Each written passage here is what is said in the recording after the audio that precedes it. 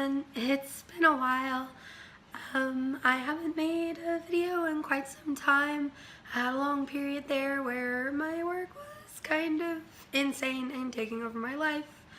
But that's a personal note. I also hope you'll forgive me this video. My voice is kind of off. I've been sick for about a week, a little over a week, and I kind of lost my voice, but it's coming back, and I've been really wanting to make videos again, so I was like, I can talk again, so here we are. This video is going to be kind of a summary slash a little bit of review of the books that I've read so far this year that I didn't cover in previous videos. I hasn't been much. Like I said, my job kind of was taking over my life there for a while. So I basically had no free time. But I did manage to sneak in a couple books, and I am here to talk about those today. They aren't really in any particular order. I'm just going to kind of talk about them randomly, so I won't really say necessarily when I read them. One of the main reasons I didn't really bother with that is because the last three books I talked about, I'm saving them till the end because they are all kind of falling under the erotica category, and I know that not everybody is going to want to listen to that. Not everybody is into erotica, so I'm actually going to do those at the very end so that if you are not into that, you can just stop watching at that point and know that you're not going to miss me talking about any other just regular books. In the future, definitely, now that I've kind of got more time, I'll probably do, like I had talked about wanting to do before, my erotica reviews and kind of thoughts and stuff separate. But I just didn't feel like I had enough of them or enough really opinions and thoughts to do those as their own separate thing at this point. So I guess let's go ahead and get into the books. So the first book I'm going to talk about is Sleeping Giants, the first book in the Themis Files series. It was written by Sylvain Neuvel. I think that's how you say his last name. I'm not really sure. I hope I didn't butcher it.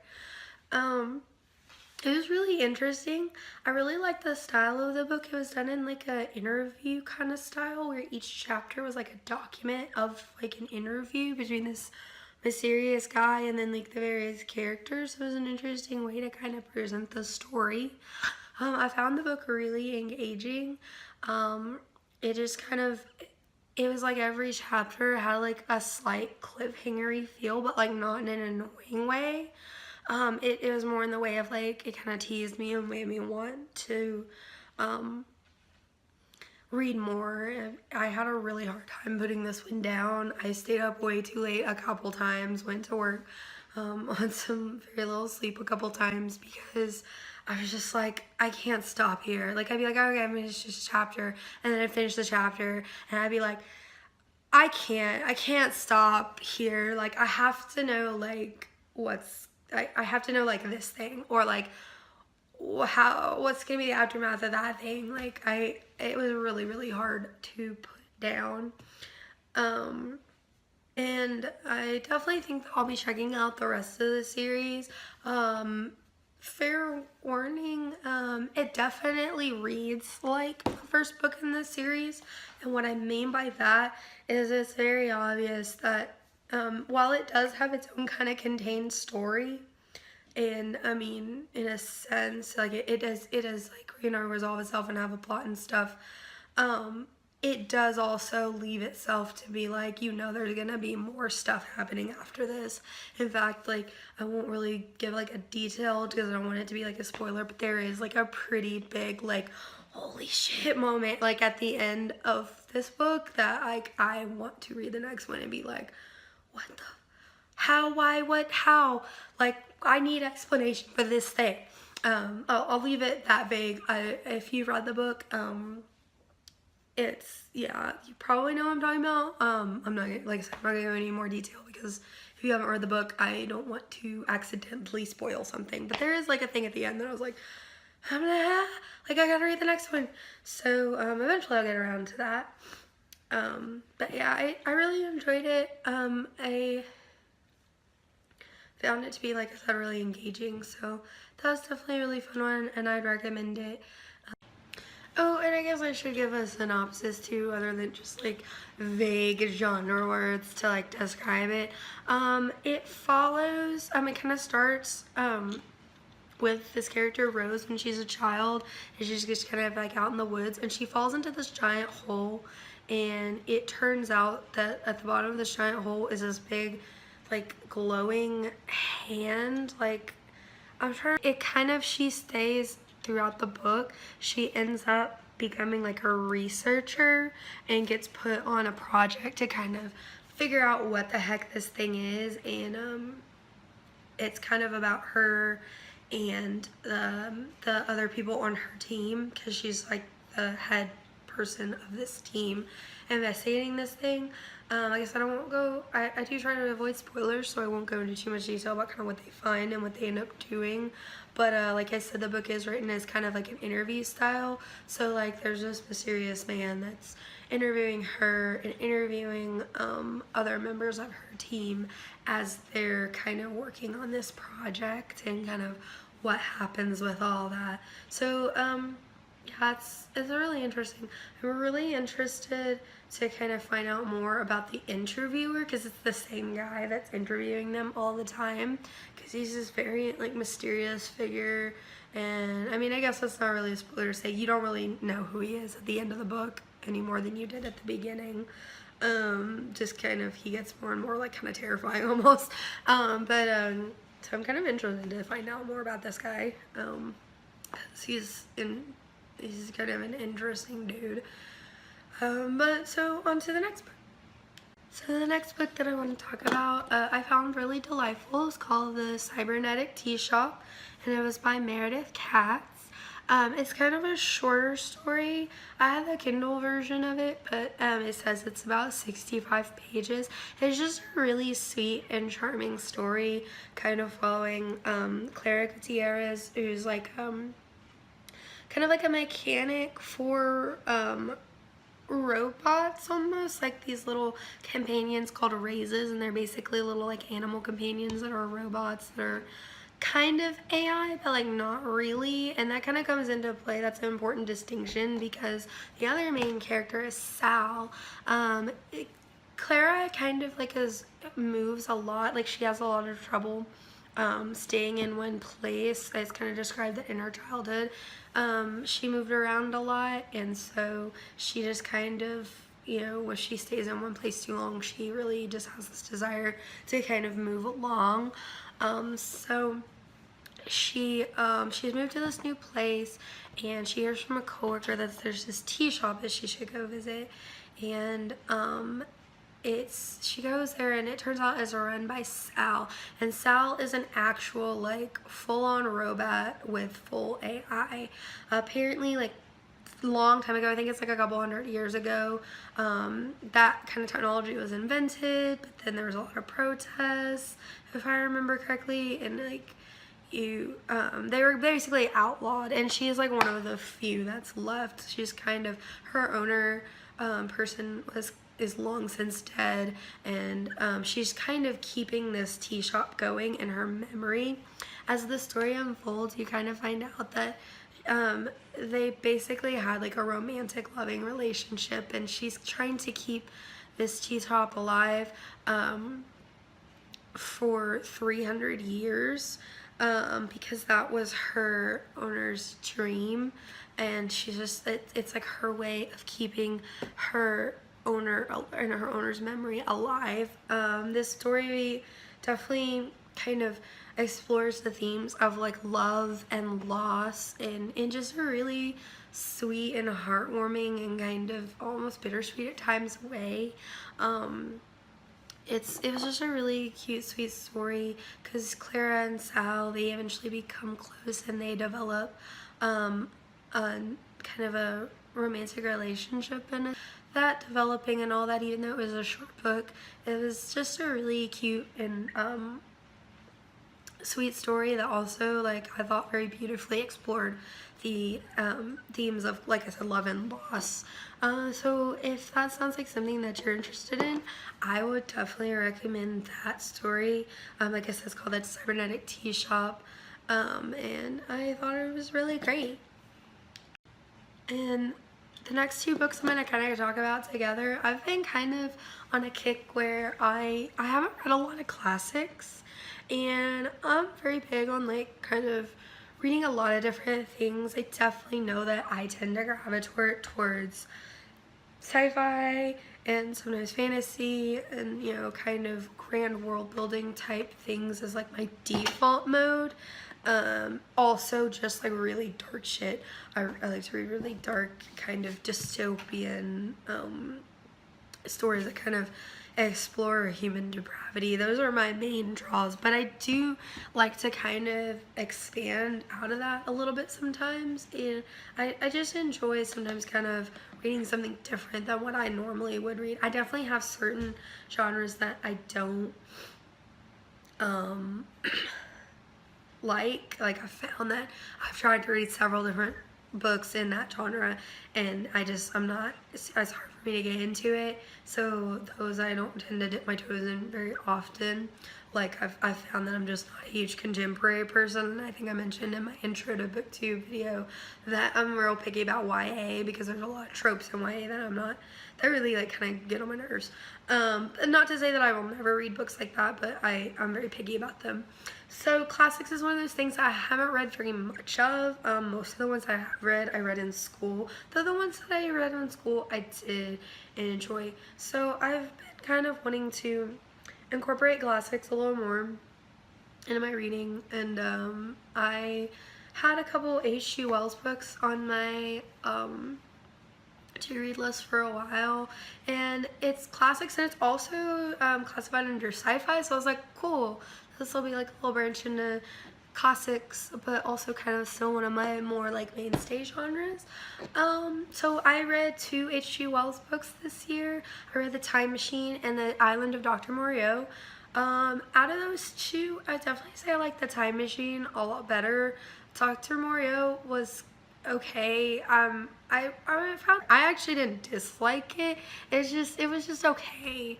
Like, it wasn't amazing to me. It wasn't super engaging. In fact, kind of towards the end, I was like, I don't even really want to finish this, but like, I can't not finish it. My OCD like will not let me. Like, I have bad compulsions about like reading books to the point where in my mid-20s, I tracked down a book that I didn't finish in middle school, but I could never remember the title of, and I finished it. I had 1 chapter. I had only not read the last chapter of the book, but I had to reread the whole thing. And that's not me being dismissive about OCD. I really do actually have OCD, and I found that that's one of like my compulsions. If I get more than like, I would say like 20 to 40 pages into a book, I can't not think of, like, I get like compulsive and obsessive thoughts about it, and I can't not finish it. So I was like, I'm literally 3/4 of the way. I'm gonna have to finish it. I'm gonna have to get through it in my fever-ridden state. So I finished it, and like I said, I didn't dislike it. It just wasn't super engaging. Like, it was just okay. Interesting kind of commentary about humanity in there. I did kind of not super appreciate the kind of racist undertones that were in there, but I mean, it happens in older books especially. It's annoying, it's not cool when it happens, but it's something that I've found if I'm gonna read stuff that was written in an older time, I'm gonna come across racist shit, I'm gonna come across sexist shit, I'm gonna come across stuff that's like, that's not cool. So definitely there were a couple things that I read and I'm like, that's not an okay thing. But overall, the book I would say is just okay. Time Machine was really interesting. Time Machine was interesting. Like I said, I feel like I liked it a lot more. The guy who like, it was a little confusing at first, because I like the first bit of it, I didn't really understand where it was gonna go. Like, I didn't realize it was just gonna be like the one guy going through time. But it was an interesting little like kind of foray into what might happen to our civilization. I'll be honest, I didn't realize those works were going to be quite so, like, I guess, philosophical. Now, I guess, even though I didn't, like, particularly get, like, wowed by either book, I definitely think I'll be checking out some of his other books, especially because I own War of the Worlds, and, it's just been something that I've wanted to read, so, I would say that if you enjoy kind of like some philosophical, really interesting kind of stories with sci-fi elements, that I would definitely check out those books. And the last non-erotica book that I'm going to talk about is And Then There Were None by Agatha Christie. I've kind of going back to that wanting to explore other genres. I've never really read any like mystery necessarily. Like mystery is always one of those genres that I'm like, I bet I would really like this. I definitely like when books have like a mystery element to them, but I haven't ever read like a true mystery novel to my knowledge. I could be lying about that. I may actually have done so and just not really realized it, but and I've heard a lot of good things about Agatha Christie. I do actually own a lot of books. I like to go to the used bookstore around here, and at one point they had, I guess somebody must have sold their collection because they had these like leather bound Agatha Christie collection books. Like they had a bunch of them and they were $4 each. So I bought a ton of them. I bought a lot of them. I mean, it wasn't like her complete works, they didn't have them, but like I bought quite a few of them. I don't remember exactly how many I bought because it was a couple of months ago, but I was like, these are $3 and $4 and they're like nice condition, like leather bound, and I've been wanting to read her. I'm gonna get some. So this book was actually not in that lump. I did just go ahead and buy a copy of this. I really liked it. It definitely kept me guessing. I'll full on admit that I did not guess correctly. Like at the end when it's revealed who the killer is, I had no idea. I was like, oh my gosh, that actually got me. Like I had my theories throughout the whole time, and it didn't say the same person the whole time. There were definitely points where I was like, it's this person. Oh wait, no, this person's doing this. It's this person. And that was really fun for me. Like it kind of was fun to like read this book and the whole time be like, I feel like I'm playing a game while I'm reading, like trying to guess who this killer is. And I definitely felt like the suspense element was kept constant, like the tense and kind of mysterious and suspenseful air was definitely done really well in my opinion. So it makes me just all the more excited to kind of crack into the rest of those books covers that I bought, because I really enjoyed And Then There Were None. If you are looking for mystery, especially I guess if you haven't really read mystery and you're like, I want something that's gonna kind of let me know if I like this genre, I recommend this book. It was pretty great. So definitely check that one out. Okay, and so now we're to the point where I just have 3 books left, and they are all erotica. So like I said, I wanted to do these separate so that if you're not into erotica, you can go ahead and be like, well, I'm done. But before you go, I would like to ask, I'm really curious what everybody's kind of been reading so far this year. So if you're watching this and you want to comment below, maybe either like kind of what you've read this year, or maybe just some of your kind of favorites of this year, go ahead and comment below. I'm always looking for book suggestions, and also just that I think that'd be neat to kind of see what other people are reading, have read this year. Or if you've read any of the books that I've mentioned so far, comment below and let me know what you thought of them. I'm really interested to hear that. Part of the reason I wanted to make these videos is to hopefully find people, more people to discuss books with. So I would absolutely love if you've read one of these books, even if your opinion is like vastly different than mine and you're like, that book you loved, I hated it. Like, just be constructive with it and be like, oh, well, I read this and I didn't like it, but it was for this and this reason. So, comment below, all that good stuff. If you're into the erotica though, keep watching. So the first one that I'm going to talk about is a collection of short stories called Grave Haunting. I believe it's like the subtitle is like where sexy and sinful meets dark and chilling, or chilling and terrifying, or something like that. And like I said, it's a short story anthology collection, so it's got like several different authors. It's okay. If you've read any or read a lot of short story like collections, you know that there's gonna be some hits and there's gonna be some misses. I will say with this, there weren't really any stories that I can call to mind. I did read this, I think, back in May, so I don't remember all of them, honestly, but I don't really remember any that I was like, that was terrible. Some of them were definitely more enjoyable or better than others. There were definitely some that I was like, this is pretty hot, I dig this. But some of them were just kind of like, oh, that's kind of cool.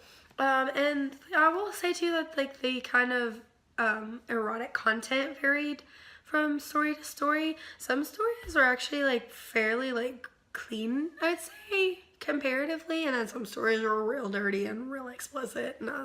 So like not all of them were like super just like, oh, the sex. Like some of them were a little bit more just like kind of romancy stories, but I kind of liked that. I thought it was a really interesting kind of contrast. So if you're looking for some paranormal romance, paranormal erotica, check that one out. Like I said, there are a couple stories I was like, oh, I really like this one, but most of the stories are just like, this one's alright. Nothing that I remember off the top of my head that I was like, holy crap, this story sucks. So, you know, I would recommend it if that's your jam. If you're not just like super jazzed about that though, you can probably skip it. The second book I'm going to talk about, I have mixed feelings about. I'm going to tell you the title and stuff of that book. It is called Taken by the Tentacles by Jessie Snow. So, no surprise, it's tentacle porn. It's got male, impreg, and tentacle porn. So, just the fun stuff. Now, I will preface my thoughts by saying I do not expect a short tentacle porn book to be some great feat of literary excellence. I am not expecting that. However, I was kind of underwhelmed with this book. Like, the best way to describe it is it just felt like they took a really fleshed out book that had like this cool like story to it, and then decided, let's make this a short story and just cut out a bunch of stuff and super condense it. That's really what it felt like to me. I would love to read a version of this book that was like 3 times as long, with stuff like fleshed out and things happening a little bit more spaced out, because just the whole plot of it and everything felt very rushed. So that's kind of my complaints with the book. I will say the tentacle porn scenes are hot. So if that's your jam, if you like the tentacle porn,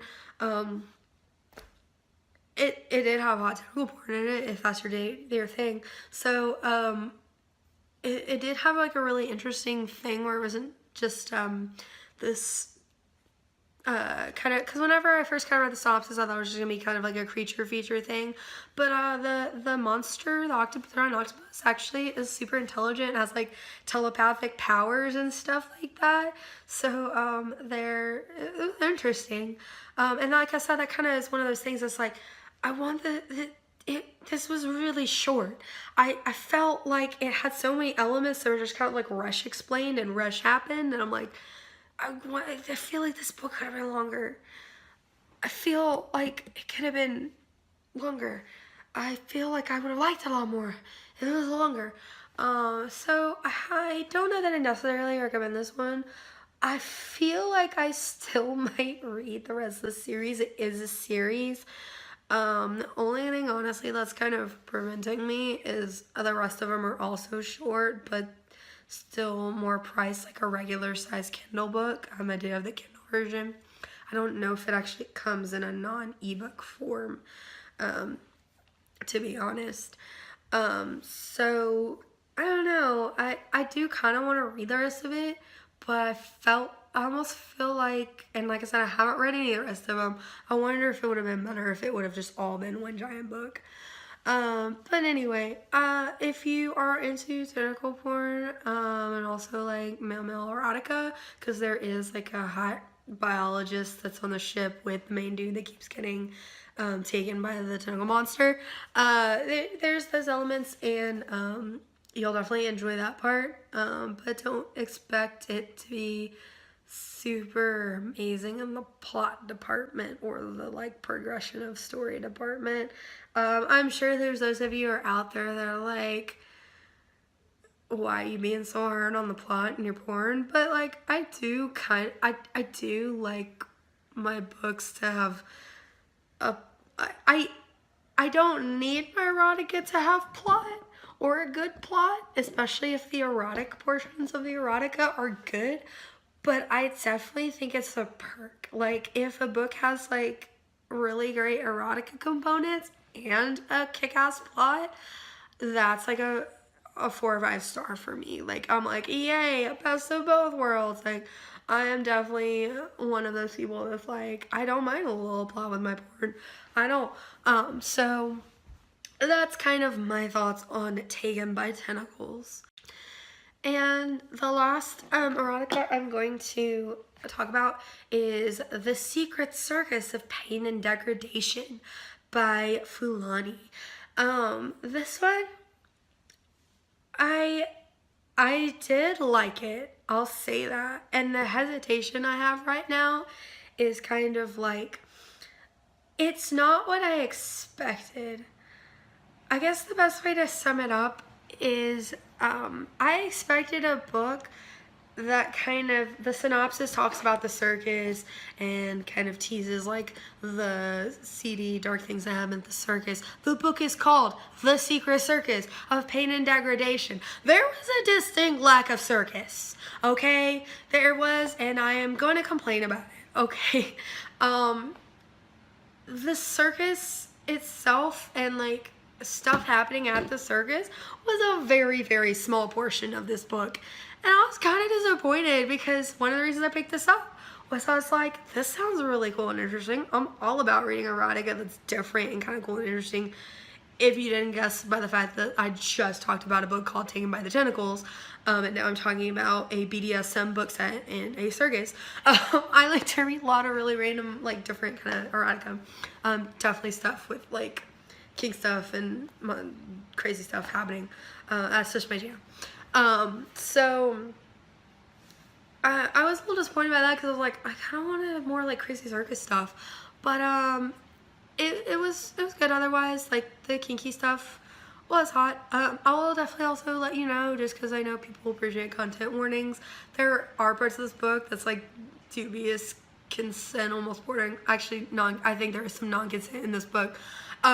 So if you can't read that, don't read this book, because I don't want you to get upset by it.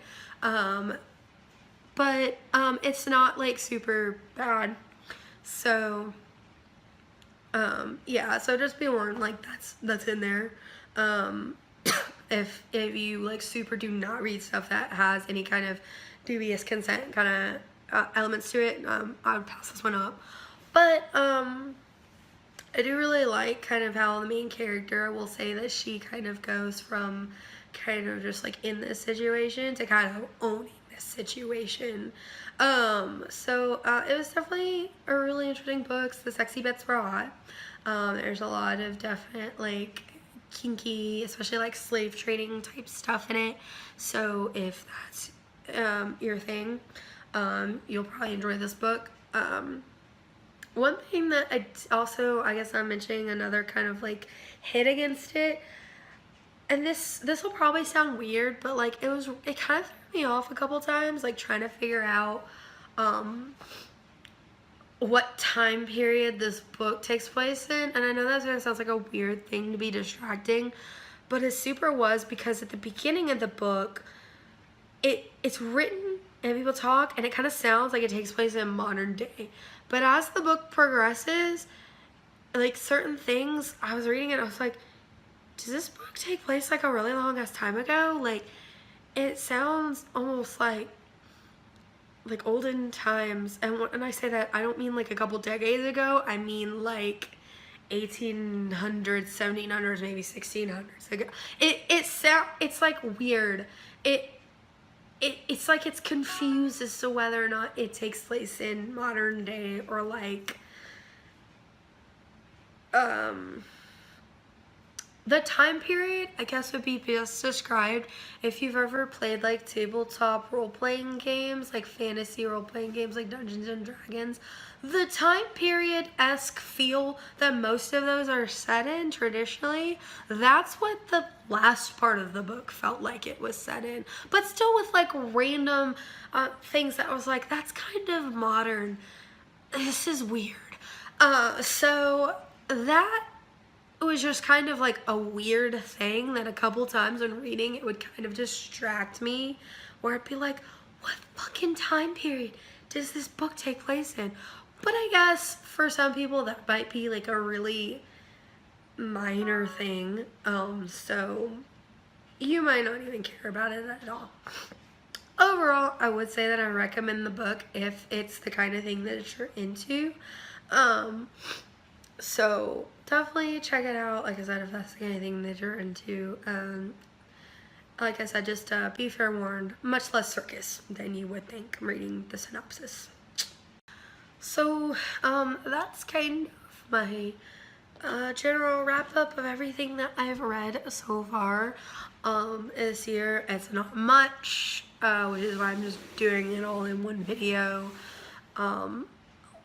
I now have a lot more free time though, so I do plan to read a lot more, and I definitely like to make a lot more videos. Kind of coming up in the works, I think I'm gonna go for a couple nonfiction. I'm definitely gonna try to explore a couple more of my nonfiction titles that I own. One of my biggest goals this year has been to clear through a lot of the books that I own that I haven't read yet. I've kind of acquired a lot of books over the years and just like not had time to read them.